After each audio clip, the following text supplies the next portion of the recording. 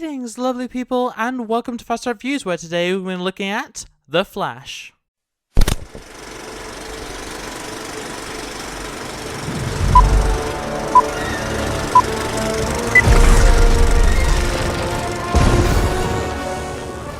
So, right off the bat, I just want to say how interesting this film actually is. The fact that it came out all after all the various issues it had is insane, and honestly, in the context of the current DCU, The Flash in the DCEU should have been the end. And obviously, we have Blue Beetle, Shazam 2, and Aquaman 2 that all come after here, I'm pretty sure, based on like timeline stuff at least. But it's very weird in the way that this movie works. So I'm not going to go as much into detail of the exact plot elements. I'm just going to kind of discuss various elements that I think are of note, especially in the current context of the current DC universe. And yeah, this is a very interesting film. So, of course, we are following Barry Allen, the Flash, and yeah, it's pretty much as you'd expect for the DCEU's version of the Flash. He's hyperactive, he is constantly talking and constantly quipping, and he's very annoying, to say the least. But I will say, and I was actually kind of shocked by this, Barry grows a lot in this film, and, you know, it doesn't really matter now because obviously this universe is over, but it is actually interesting how far the character actually comes throughout this, from his first appearance in not Suicide Squad. Is it Suicide Squad that he first appears in? He's first referenced in Batman v Superman. Is he first appearing in Suicide Squad, and then he has his first full appearance in Justice League? I think that's accurate. I'm not actually sure. I'm pretty sure he captures Captain Boomerang at the start of Suicide Squad. I may be misremembering, but yeah, through those, you know, I guess 5 films all in all, if you want to include both versions of Justice League, Barry grows a lot, and by the end of this film, he actually feels like a very well-rounded character who has been kind of tuned back a bit. You can very much tell that they were wanting Barry to kind of carry the future of the DCEU. Obviously, that didn't end up happening, and with the, you know, end of the DCEU and the failure of the Flash, and etc., etc., etc., it never worked out. But it is very interesting that Barry, as annoying as he is, even in this movie, by the end of it, he's actually in a really good place where he almost feels like CW's The Flash. Like, he feels like an actual well-rounded character. And yeah, I was not expecting that at all. But he is feeling a bit glum about his life. His father is still in prison, about to have another hearing about getting out of prison for the, you know, apparent murder of his wife, of Barry's mother.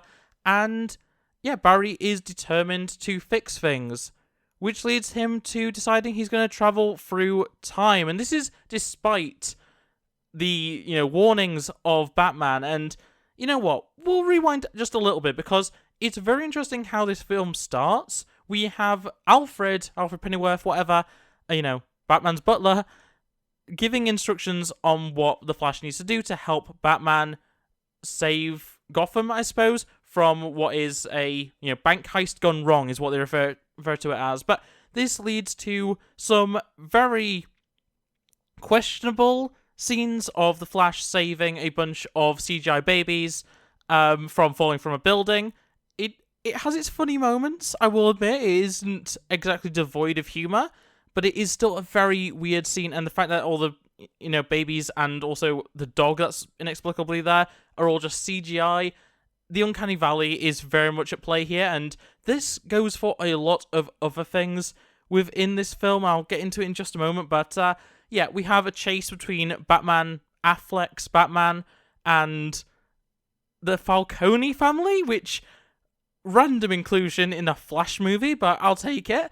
But yeah, this is the final appearance of Ben Affleck's Batman, and he actually leaves on such a somber note of saying, maybe next time, which is so, for the final appearance of a character, I mean, obviously, with, you know, Crisis on Infinite Earths being on the table for DCU, it is possible Ben Affleck would return, but I kind of doubt it. And yeah, it's a very interesting endpoint for him. But yeah, he saves the, well, He stops the river from getting flooded with bioweapons or whatever by the Falcones, and is helped by Diana, by Wonder Woman, who, yeah, Gal Gadot's final appearance as well. Crazy. And yeah, that is the final proper appearance of this version of the DCEU. Ben Affleck and Gal Gadot as Batman and Wonder Woman with this version of The Flash. And it's the final time we see this version of the universe, because beyond this, it's all multiverse stuff, and that is kind of insane in a lot of ways. I think this is the strongest Affleck's Batman has been, even though it is so obvious that Affleck is just phoning it in throughout these scenes. His outfit is awful, though it is blue, which is a nice touch.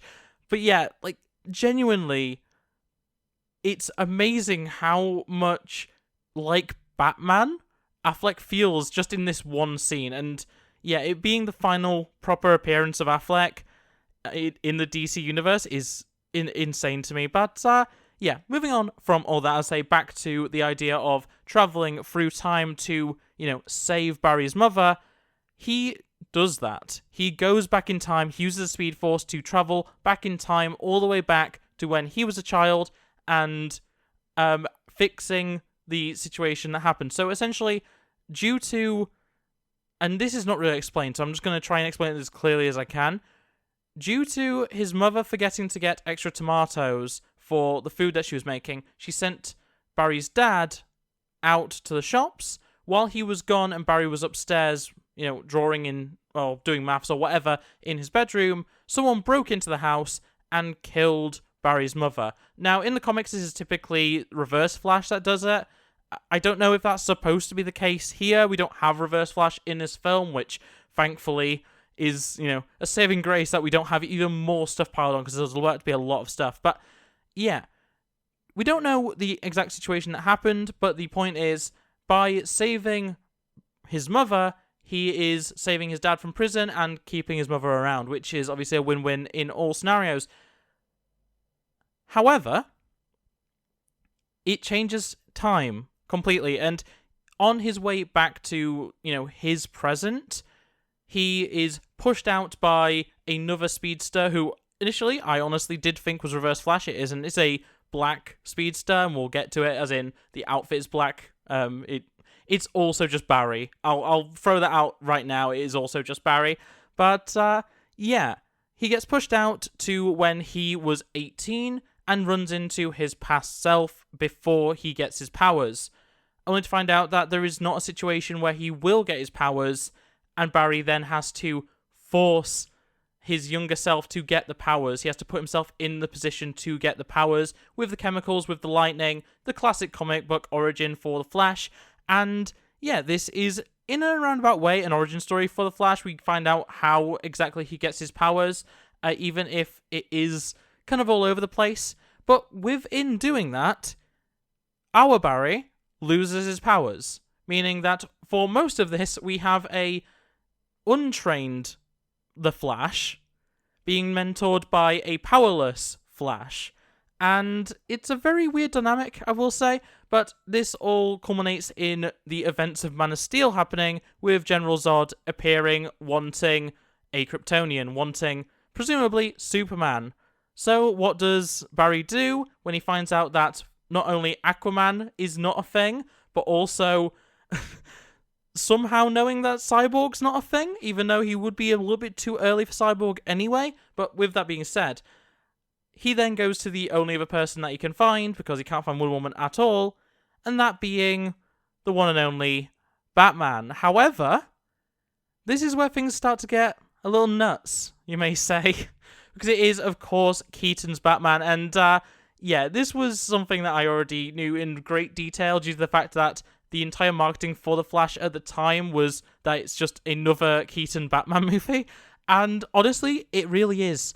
Like, as much as we are following, two different versions of Barry Allen throughout this film, it is just a Batman film.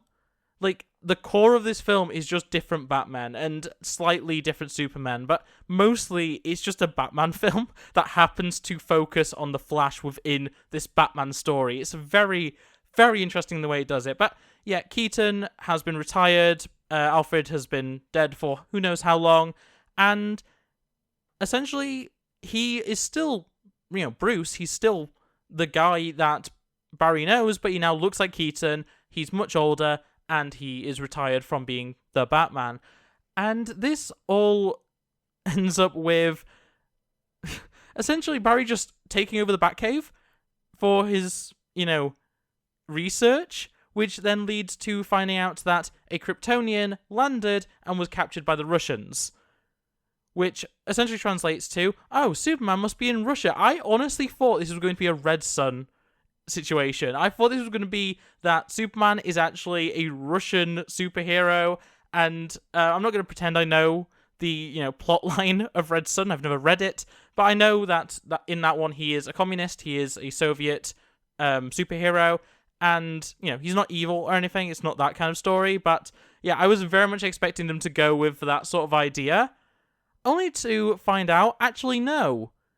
The Kryptonian that's been kept up, locked up by these Russians is actually a woman. They have Supergirl, and yeah, it's not a gender swap of Superman, it is actually Kara, and in the context of current DCU, where we already have a new Supergirl, a new Kara Zor-El, it's very funny looking at, what could have been, and I'm going to be honest, nothing against Millie Alcock, who I'm sure is going to do a great job, and I quite liked her cameo at the end of Superman and everything, but I really liked Sasha Calle in this. I assume that's how you pronounce her last name. I'm sorry if it isn't. I really like her performance in this. I think she works really well as just a, distant character, like someone who has kind of seen the worst of humanity in her time on Earth and, doesn't really have a purpose in order to, protect humanity and stuff. I think it was such a good casting decision, and it's actually kind of unfortunate that we're not going to see more of Sasha Calle in the future. I honestly really, really liked her. I think she's a highlight of this entire film, and obviously her alongside Keaton, I'm going to say, because I like Affleck in this, but Keaton's the main Batman here. So basically, this movie is just a really okay, it's not great, but it's a really okay Batman film with a Supergirl that I think is really fun and really enjoyable to watch. And it is just very, very interesting in the way that they've done it. But yeah, so it turns out that the Kryptonian that they have on their side is Kara rather than Kal. And that also means that Superman isn't in this film as a primary character anymore. We'll get into it in a second. But it is very interesting that that is the way they've done it. And obviously it's because they couldn't really get any of the various actors for Superman to actually return. And we'll get into that in a bit when we get to cameos and stuff. But yeah, we have Supergirl, we have Batman, we have a powerless Barry and a powered Barry, and the threat is Zod and the Kryptonian army, which, realistically, it only took one Superman on his own to defeat the first time around in Man of Steel, so presumably one speedster that's not fully trained, a Batman and a Supergirl, would probably be able to counter that. We'll see that that's not really the case in the end scene, but in the end battle, I should say. But, yeah, this all leads to the idea that Barry, our Barry, regular Barry, powerless Barry currently, needs to get his powers back, which Keaton is more than happy to, zap him with electricity. So, that's what they do. They cover him in chemicals, they hit him with lightning twice, because the first time didn't work, and he gets his powers back. We have our other Barry getting a Batman suit, which is very funny. We have one extremely funny joke that I was crying at, which is essentially this younger Barry, the 18-year-old Barry, the newly powered Barry, the undertrained one, has made a suit out of a Keaton Batman suit. The thing with Keaton's Batman suit is you can't really turn the neck.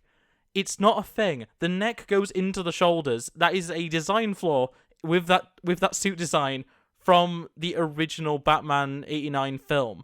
And there is an amazing scene where, after making this new Flash suit out of a Batman suit, Barry tries to turn his head and just can't, and then manages to force it, at which point the mask is sideways on his head. It is, honestly, if you haven't seen this film, and I wouldn't necessarily recommend watching it, just look up that scene. Just look up, I don't even know what you'd search, but just Barry Allen, Batsuit, neck, or something like that would probably be enough keywords for you to get this clip. It is so funny, and honestly, it is the best, it is the highlight of this film, like, in terms of Flash content, and it's not even really Flash content, it's Batman content, but yeah, that was really good to me. I really enjoyed that, but yeah, we have our fight with, our makeshift Justice League versus the Kryptonian army led by General Zod, and it goes very poorly. Extremely poorly. Batman dies, and so does Kara. We lose the two heavy hitters, meaning that what else is the Flash going to do? The Flashers going to do? They reset time. They travel back and try and fix things.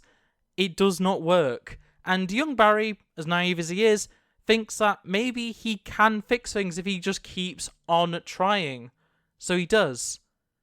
And he does, and he does, and he does. He keeps on going till he becomes the monster that pushed Barry out of the time stream at the start of the film.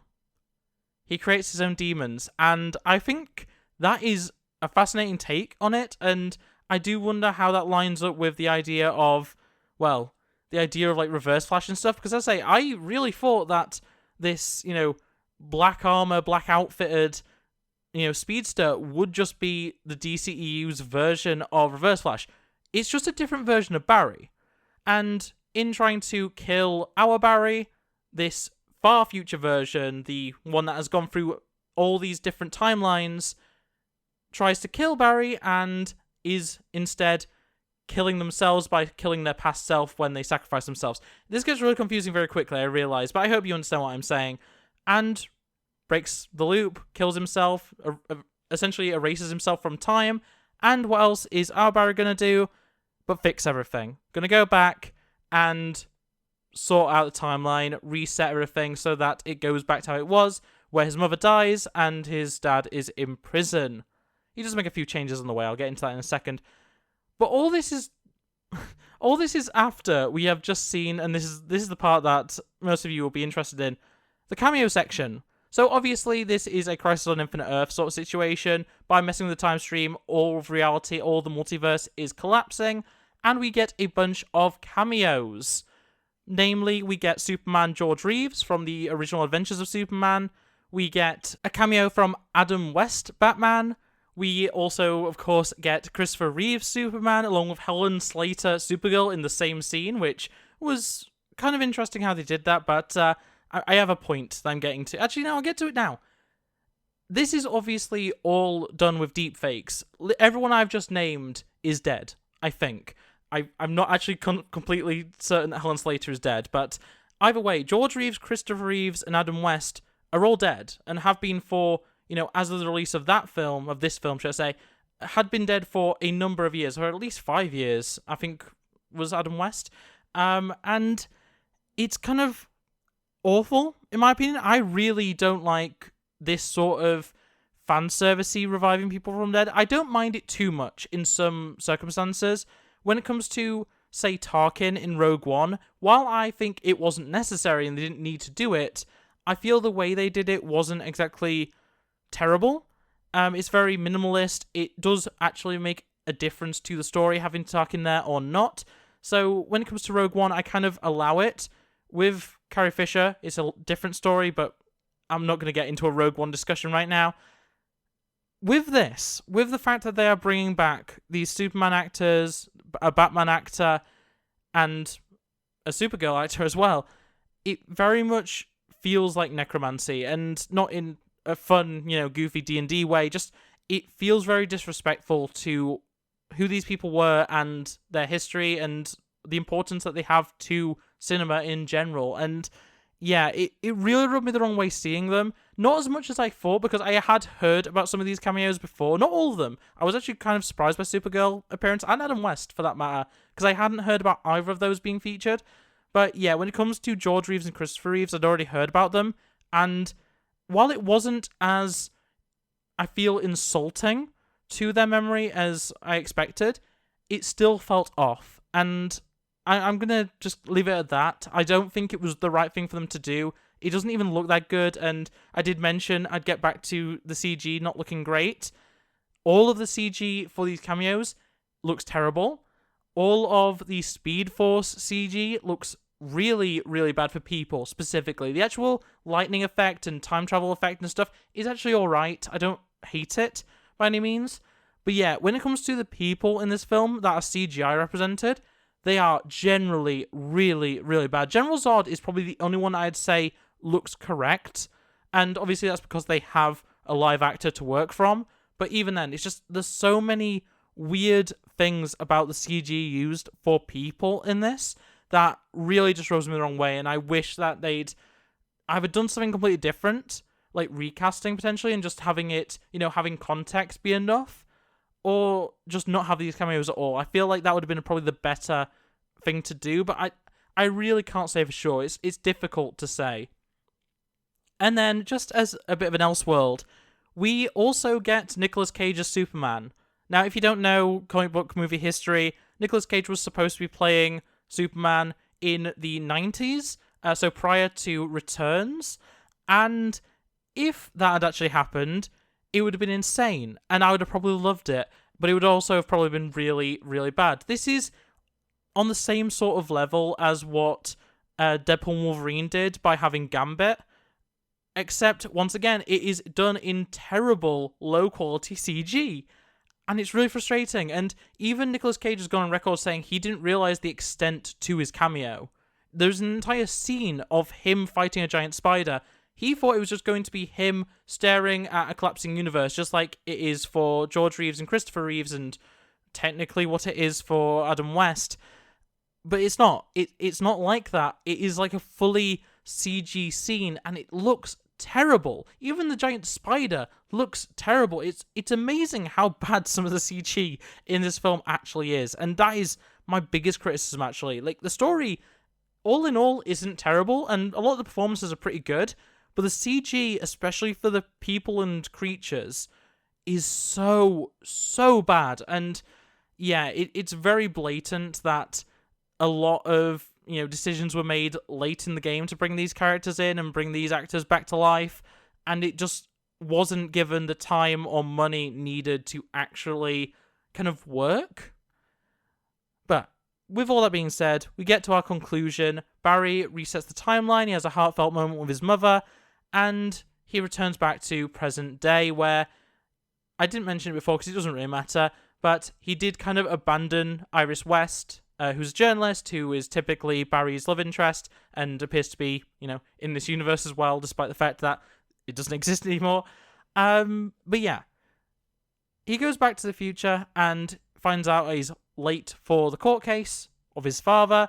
He turns up just in time for us to see what Barry actually did to fix things, and that was to move where the tomatoes are for where his dad went, so that on the CCTV footage that does exist, he looks up. That's literally it. It's just so that his face is on the cameras, so they can confirm that it was actually him, and that he wasn't at home when Barry's mother was killed. So yeah, it all ends up with a happy ending for Barry, for Barry's dad, and Barry even gets the girl in the end because Iris wants to go on a date with him. And that's where the complication comes in, where Bruce says that he's coming over, that he's, gonna come and see Barry now that, everything's worked out in the end. And it's not Keaton, it's not Affleck, it's not any of, the more modern Batman, it's not Patterson, which would have been hilarious, though. When did the Batman come out? Would that have even worked out timeline-wise? I'm not sure. I know that it's not part of the same universe. No, it's technically Elseworlds for DCU and stuff. But yeah, it's not even Patterson. It's Clooney, the other Batman actor. And honestly, when that happened, I had no idea. I had somehow avoided that completely in all the spoilers and everything. I did not know that Clooney made an appearance in this. And when that happened, and he just acts like he's always been there, and, he is just the DCEU's version of Batman, apparently, I kind of lost it a little bit. It was such a weird turn of events. And I say it's treated as if it's completely normal by everyone except for Barry. Like, that is just what Bruce Wayne looks like in this universe now. And yeah, it's an interesting end. It's an interesting end.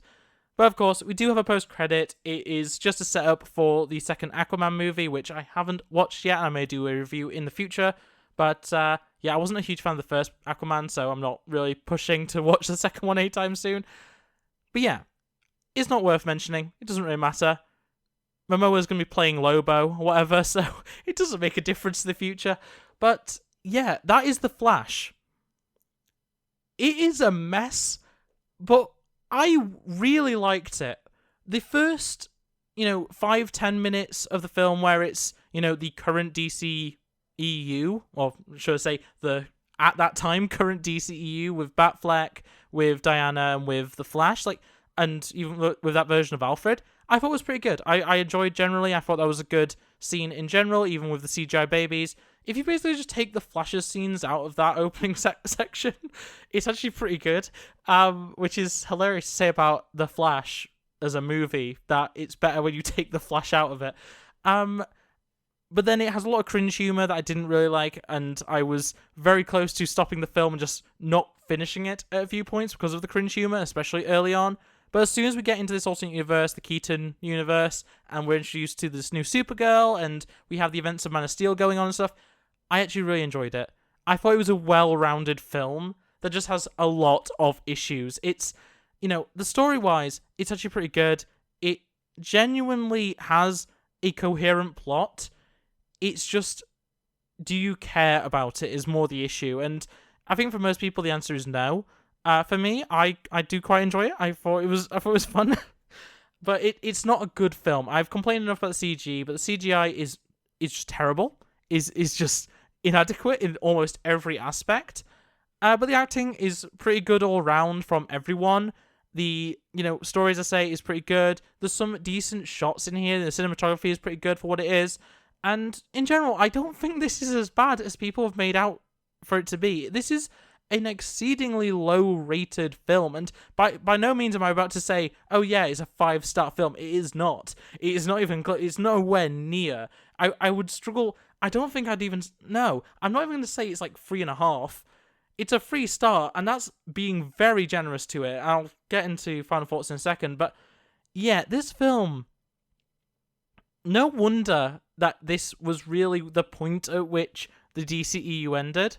Because even with Blue Beetle and Aquaman doing decently, and Shazam 2, Fury of the Gods doing decently, even though I hear it's not very good, with a film like The Flash being the way it is, they should have just stopped it here. They've already thrown away the Batgirl movie. They should have just thrown away Aquaman 2. They should have thrown away Actually, no. Don't throw away Blue Beetle, because I know people have a really good affinity for that. But yeah, just get rid of Shazam 2. Get rid of Aquaman 2. Just have Blue Beetle be part of the DCU. And there we go. Fixed it. Crisis on Infinite Earths reset the DC universe. Oh boy. I don't know. There's a lot of interesting things with having the first Flash film be Flashpoint and essentially just end with Crisis on Infinite Earths. It's very interesting. But with all that being said, that is The Flash. It is a solid 3-star, 6 out of 10. Its CGI is terrible. The cameos are awful in some cases. It's an incoherent mess at times, and it's cringy at others. But it's still DC at its most mediocre, which is basically what the DCU was. And I did enjoy it. I legitimately, other than the cringe moments and some of the bad CGI moments, I was enjoying watching the film. It's very rare that I watch a notoriously bad film and genuinely end up watching it start to finish without distractions. I paused it once. I only paused it once, and it was to check I don't even remember. It was to check some actors' filmography. It wasn't even a main character. I don't remember who it was that I searched. I was looking at somebody that was in this film. And yeah, that is the only point. It was literally just me wanting to double check that someone was who I thought they were. Which is... Oh, it's yeah, that's who it was. It's I forget his name. It's Aquaman's dad. I was just checking that it was actually Tamura Morrison because I was just like, wait, is that Django Fett? But that's beside the point. Um, yeah, it's a film, and I'm glad this universe is over. I'm so glad that the DCU is doing well, and yeah, while I am kind of sad about losing Sasha Cal's version of Supergirl, I'm looking forward to the next Supergirl, and yeah, if anything, this just makes me very excited to see the kind of effects that we see in future Superman and Supergirl films and shows and whatever else we end up getting in the DCU, because clearly they've mastered having the visual effects for flight and cape effects and stuff like that. Like, consistently, ever since Man of Steel, Superman has looked as, like, worked, functioned really, really well, and I'm very excited to see the future of the DCU just expanding and upgrading and, you know, making those sort of effects just better. But yeah, with all that being said, that is going to be it for my review. So I hope you enjoyed. If you did, make sure to like it, subscribe if you're new here, and ring that bell so you never miss upload. Otherwise, come your thoughts and feelings on The Flash, and I'll see you next time. Bye!